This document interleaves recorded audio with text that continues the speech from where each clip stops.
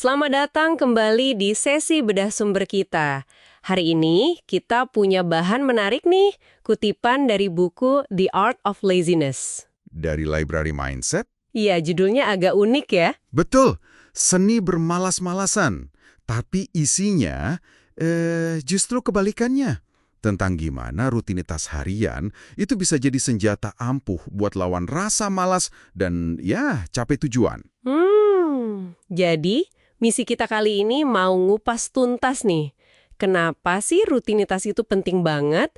Terus gimana cara bangunnya yang efektif buat Anda? Oke, Nah, kita bakal pakai saripati dari sumber ini sebagai panduan. Yuk kita bedah bareng-bareng. siap. Fokusnya memang ke hal-hal kecil ya, tindakan sehari-hari gitu, yang kelihatannya sepele tapi ternyata dampaknya besar banget buat masa depan kita. Sumber ini nunjukin hubungan erat antara konsistensi, fokus, sama rutinitas. Iya, bener banget. Ada kutipan bagus nih dari John C. Maxwell di sumbernya. Anda tidak akan pernah mengubah hidup Anda sampai Anda mengubah sesuatu yang Anda lakukan setiap hari. Rahasia kesuksesan Anda ditemukan dalam rutinitas harian Anda. Wah, dalam ya? Ini nyentil banget sih, kita sering fokus ke target gede tapi lupa sama langkah kecil tiap hari. Betul, betul. Tanpa rutinitas ya gampang banget kita milih yang gampang, yang nyaman, bukan yang sebenarnya penting. Tepat sekali. Rutinitas itu kayak pagar pengaman lah buat konsistensi kita.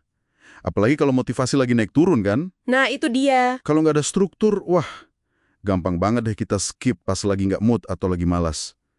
Sumber ini kasih contoh menarik soal Leo Tolstoy. Oh Tolstoy ya? Gimana tuh? Kerja sendiri gitu, terus tidur sebelum jam 10 malam. Wow. Dia bahkan nyatet semua kegiatannya loh buat dievaluasi. Oke. Tapi intinya bukan berarti kita harus jadi Tolstoy kedua kan, diruplek jadwalnya gitu. Oh, sama sekali bukan. Justru itu poin pentingnya. Kuncinya itu nemuin ritme yang paling pas buat Anda dan tujuan Anda. Kayak kapan waktu terbaik buat bangun. Sumber ini bilang, pilih berdasarkan kapan Anda paling produktif. Terus apa tujuan jangka panjang Anda. Bukan sekedar ikut-ikutan atau cari nyaman sesaat.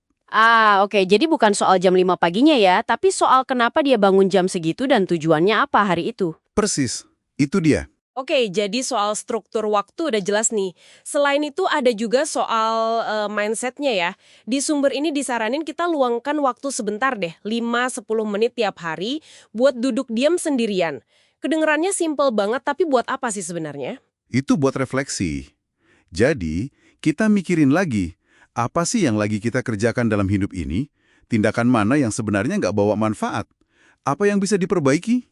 Semacam self-check gitu ya? Iya, semacam itu. Ini proses yang bisa bikin kita jadi lebih jernih mikirnya, nggak autopilot terus. Nah, kejernihan ini juga bantu kita sadar sama kuda Troya modern. Kuda Troya, maksudnya?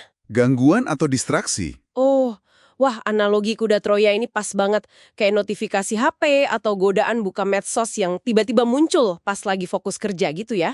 Nah, itu dia. Nyuri waktu sama energi tanpa sadar. Resist.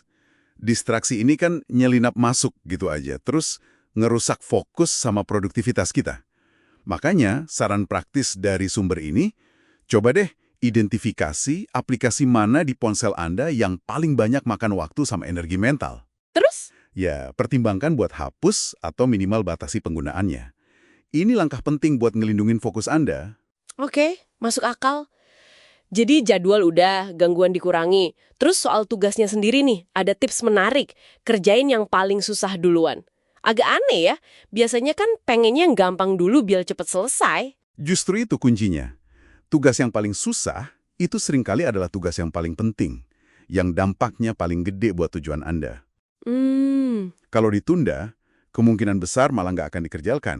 Karena kita kan secara alami ngindarin rasa nggak nyaman ya. Iya juga sih.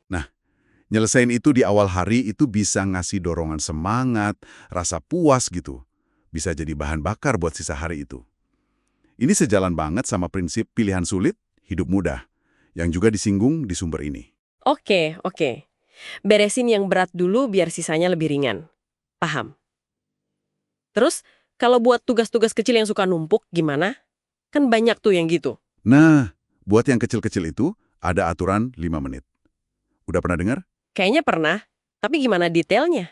Gampangnya gini, Apapun tugas yang bisa selesai dalam 5 menit atau kurang, langsung kerjain saat itu juga. Jangan ditunda.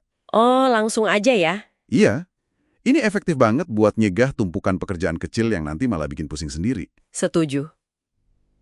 Ngomongin soal konsistensi nih.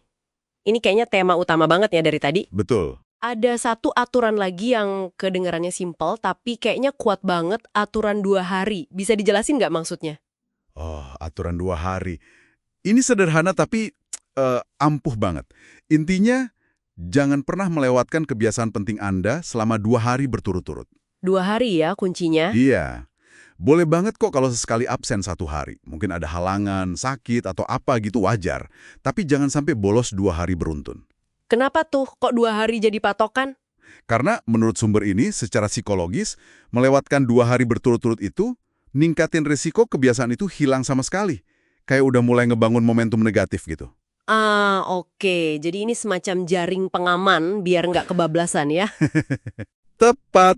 Ini negasin lagi kalau yang penting itu konsisten jalan terus. Bukan sesekali sempurna, tapi abis itu berhenti total.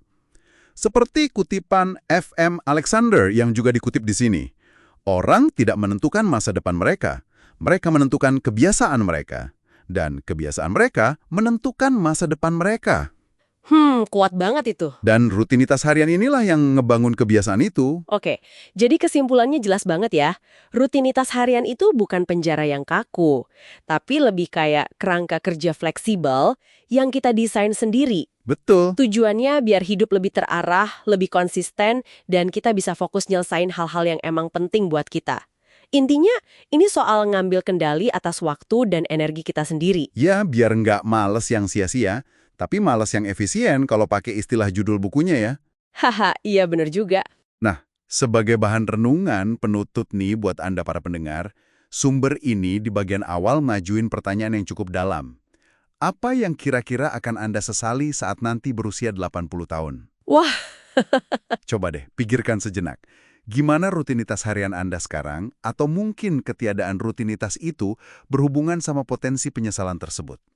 Adakah satu perubahan kecil dalam rutinitas harian Anda yang bisa Anda mulai hari ini juga, demi membangun masa depan yang nantinya nggak akan Anda sesali? pertanyaan penting buat direnungkan ya. Iya, coba direnungkan ya.